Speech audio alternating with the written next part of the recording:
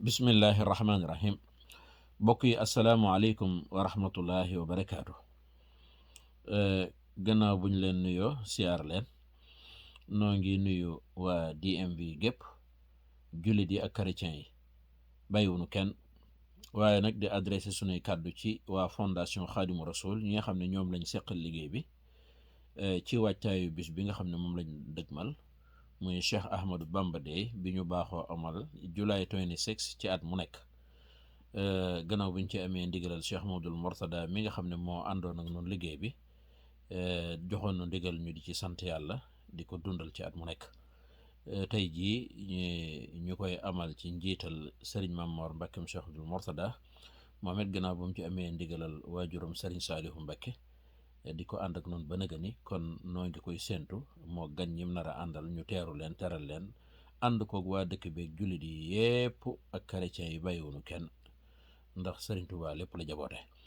Kon su ko defee rek noo ngi adressé suñuy kàddu ni ma ko waxee ci waa fondation Xaadimu Rasul ci wàccaayu bis bi nag dafa am lu mu laaj, mooy addee ji nga xam ne baaxoo nañ ko topp bi ay sas ci bépp taalibe muy $500. kon noo ngi sàkku na ko ñëpp matal.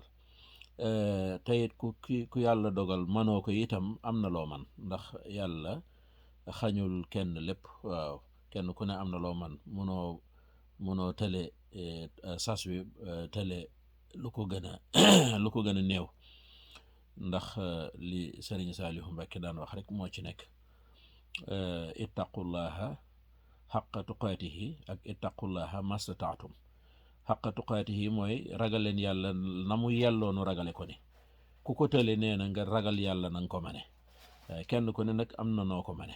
kon koppar yooyu nga xam ne sas nañ ko ci bépp taalibe muy $500 ku ko mënut am na loo man, kenn ku ne la nga mën na nga ko def, waaye ñàkk def gi daal moom wóorut, ndax wolof njaay nee na ku ànd ak sa moroom mu jari bay, soo goree da ngay jari bay, soo goriwul meemali bay. loolu nag aw léebu la woo xam ne ñi ko xam nañ ko, dañuy bañ a guddal, waaye daal wa ma anfaqtum min shay'in fa huwa yuxlifu, alquran nu ko wax.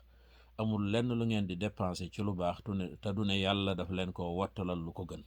kon bokk yi nan jël koppar yi bàyyi ko ci poos yi te di ci liggéeyal yàlla ak yonentam ak Sëriñ Tuubaa Xaadimu Rasul, te xol yi ñoom nu bàyyi ci yàlla ak yonentam ak sëriñ bi. su ko defee li nekk ci poos yi ak compte yi buñ ci bëggee liggéeyal yàlla ak yonentam dana yomb lool.